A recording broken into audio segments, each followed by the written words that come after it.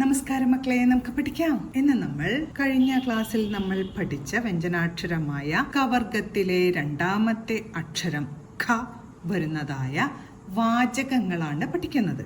ആദ്യം എഴുതുന്ന വാചകം നഖം വെട്ടി വൃത്തിയാക്കി. നഖം നഖം നഖം വെട്ടി വേ വായുടെ കൂടെ ഏടെ ശബ്ദത്തിനായി ഏടെ ചിഹ്നം വരച്ച് വാ വരച്ചു. വെട്ടി വെട്ടി വൃത്തിയാക്കി. വൃത്തി വൃത്തിയാക്കി. യാ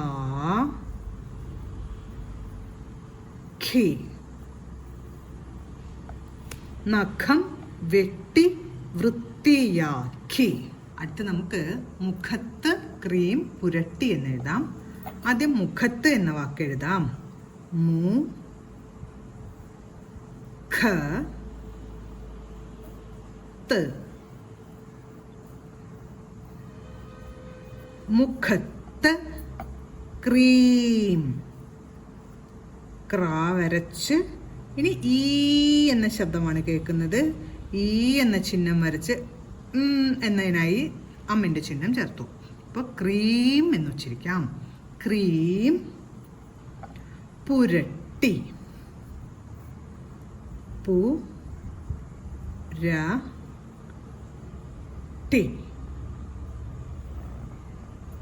മുഖത്ത് ക്രീം പുരട്ടി. അടുത്ത വാചകം എത്ര സംഖ്യകൾ കൂട്ടണം എന്നെഴുതാം. എത്ര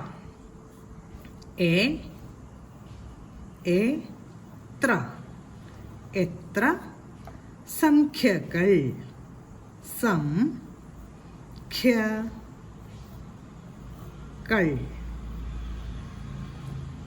സംഖ്യകൾ കൂട്ടണം.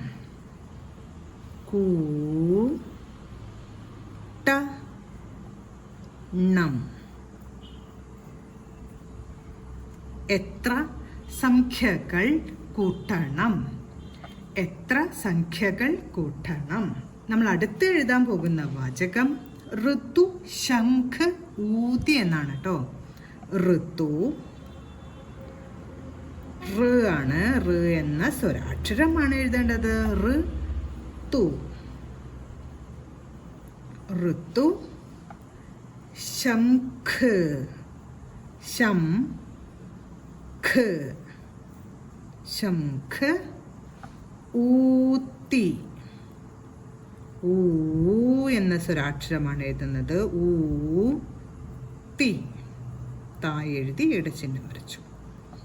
ഊത്തി. ഋതു ശംഖ് ഊത്തി. ഇന്ന് നമ്മൾ വ്യഞ്ജനാക്ഷരമായ കവർഗത്തിലെ രണ്ടാമത്തെ അക്ഷരമായ ഖ വരുന്ന വാചകങ്ങളാണ് പഠിച്ചത്. ആദ്യത്തെ വാചകം നഖം വെട്ടി വൃത്തിയാക്കി. അടുത്തത് മുഖത്ത് ക്രീം പുരട്ടി. അടുത്ത വാചകം എത്ര സംഖ്യകൾ കൂട്ടണം. അടുത്ത വാചകം ഋതു ശംഖ് ഊത്തി. എന്ന് നമ്മൾ പഠിച്ച വാചകങ്ങളെല്ലാം പറഞ്ഞുകൊണ്ട് എഴുതി പഠിക്കണം മക്കളെ. അടുത്ത ക്ലാസ്സിൽ കാണാം. നമസ്കാരം.